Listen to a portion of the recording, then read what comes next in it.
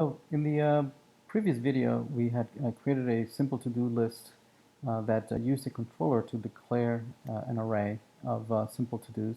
And we had the controller send the array to the view for rendering. In this case, we just showed it as an array.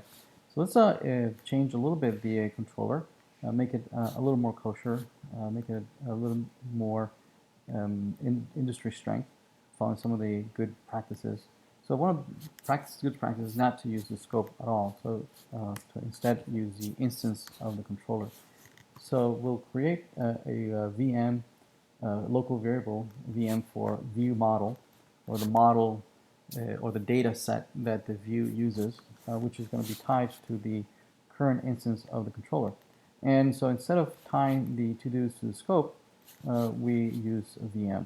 Right now, the data is bound to the instance of the controller. This is a constructor that creates the instance of the controller, and here we have a reference to it. And so we're adding to the reference an attribute that holds the arrays of to-dos.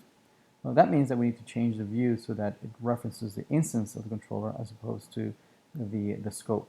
So to do that, in the config, we can change this and say that the controller is going to be, the instance controller is going to be referenced inside of the view using whatever keyword we want to use here. So we're declaring, saying that the controller instance is going to hold the data of the that we want to render. It's basically the model of that we want to render. So now in the view, right, we can now all these values, right, are not tied to the scope, just like this, that are implicitly discovered from the scope, but now they are actually part of an object, right? In this case, an instance that happens to be the instance of the controller.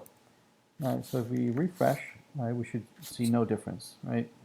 We have exactly the same behavior that we had earlier, but just using a better design pattern.